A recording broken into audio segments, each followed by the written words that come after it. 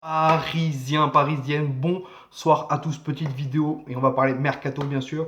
Avant de commencer cette vidéo mercato, je voudrais rendre un hommage à toute la famille de Monsieur Brian, Kobe Bryant, voilà, qui est décédé hier dans un accident d'hélicoptère avec sa fille Gianna, je crois, qui avait 13 ans. Voilà, la légende du basket, Kobe Bryant, légende des Lakers, qui est décédé donc hier, comme je dis, dans un accident d'hélicoptère, 8 morts en tout. Toutes mes condoléances à sa famille et je voudrais rendre hommage et dédier cette vidéo à lui. Voilà. Voilà. Donc les gars, on va parler mercato. Mercato, on arrive à la fin du mercato. On est actuellement le 27 janvier. Le mercato se termine entre le 30 ou le 31, je crois, si je ne dis pas de bêtises. Non, je crois qu'il n'y a pas de 31, donc le 30 janvier. Euh,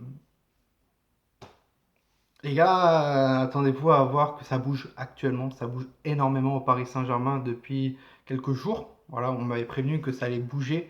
Vendredi, on m'a prévenu que ça allait bouger surtout. Euh, Ça bouge énormément et pour l'instant, ça bouge, mais au niveau des départs, pas d'arrivée en vue, à part l'échange qui va se faire entre Kurzawa et Deseglio. Euh, Comme j'avais dit sur la vidéo sur l'échange entre Kurzawa et Descheglio, le Paris Saint-Germain est gagnant dans tous les cas. Pourquoi? Parce qu'ils vont faire une plus-value à peu près de 15 millions d'euros avec toutes les primes qu'il y avait sur Kurzawa, son salaire surtout, et récupérer Descheglio qui va demander moins au niveau salaire et au niveau prime. Voilà. Donc 15 millions, il y avait une 15 millions en tout sur le contrat de Kurzawa que le Paris Saint-Germain va gagner, donc c'est une bonne chose déjà.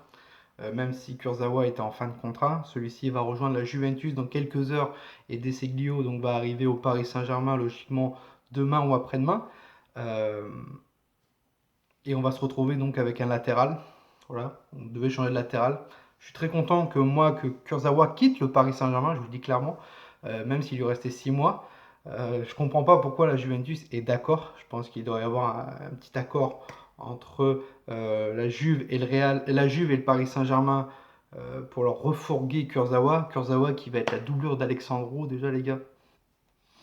Bref, Thomas Tuchel l'a confirmé comme quoi il allait partir. Canal Plus l'a confirmé encore hier.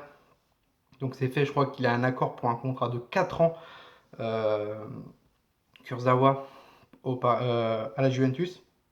Pour Deseglio, si je dis pas de bêtises, c'est un contrat entre 3 et 4 ans aussi, jusqu'en 2023. Voilà. Euh, donc on va accueillir ce Deseglio, ce latéral, mais on va voir ce que ça va donner. Beaucoup de personnes le jugent. Voilà. J'ai juste fait un aparté sur ma dernière vidéo entre l'échange entre Kurzawa et Descheglio, comme quoi pour moi il avait un plus gros potentiel que Kurzawa et j'ai comparé un peu via FIFA, je me suis fait démolir. Voilà, bon bref, ça m'est égal, mais absolument égal. Euh, et ça se dit supporter du Paris Saint-Germain et je connais très bien ces personnes. Donc voilà. Donc, Deseglio va arriver et là on va parler surtout d'un cas où Edinson Cavani. Edinson Cavani, RMC l'a confirmé encore. Pour l'instant, il n'y a rien. Il n'y a rien encore et encore. Les médias espagnols nous disent qu'il y a déjà une visite médicale qui a été faite avec Edinson Cavani, que un autre média nous annonce que bah, ça devrait se faire d'ici quelques heures, voire quelques minutes, et toujours rien. Edinson Cavani risque de partir, oui, voilà. Pour l'instant, il n'y a toujours rien qui se passe. L'Atlético de Madrid a proposé une plus grosse offre. On avait demandé 15 000, ils avaient proposé 15 millions. Là, ils vont proposer 15 millions plus bonus. On va voir si le Paris Saint-Germain va accepter. Ils disent comme quoi c'est une offre que le Paris Saint-Germain ne pourrait pas refuser. Voilà, donc je pense voir 15 millions plus 5, voire 5 entre 5 à 10 millions en bonus. On verra ce qui va se passer. Donc ça ferait à peu près 20 millions. Voilà, c'est ce que j'avais dit depuis plusieurs jours, que le Paris Saint-Germain accepterait une offre entre 20 millions.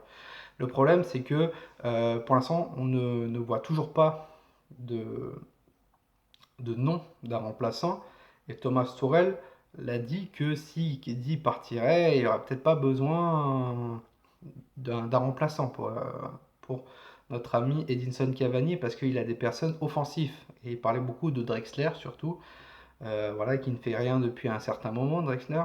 de Sarabia aussi. Voilà, que Sarabia, pour moi, je trouve que c'est un bon joker. Voilà. Quand il rentre, il est incroyable. Quand il joue 80 minutes, il est pas top. Pas top du tout, je trouve.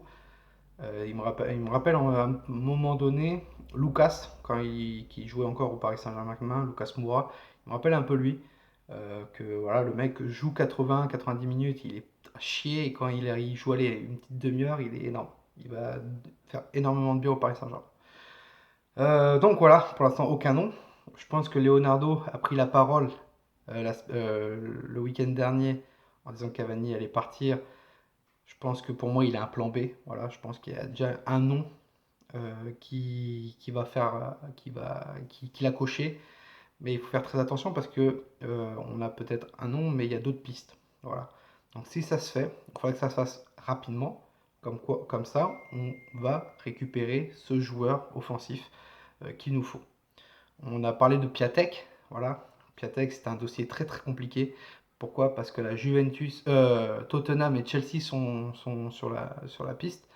Depuis que Zlatan Ibrahimovic et Raphaël Leao qui ont monté en puissance, bah, Piatek n'a plus trop autant de jeu. Et si Olivier Giroud quitte Chelsea, il y a une forte possibilité que Piatek arrive à Chelsea.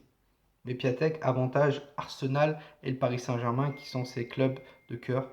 Donc pourquoi pas.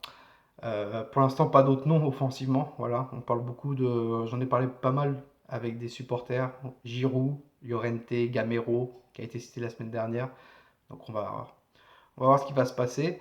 Vous, dites-moi en commentaire quel attaquant vous voulez voir au Paris Saint-Germain si Cavani part. Possible, hein, pas un Timo Werner comme j'ai vu la dernière fois. Non, non, non, un attaquant qui coûte moins de 30 millions d'euros parce que je pense que le Paris Saint-Germain mettra moins de 30 millions d'euros sur un attaquant.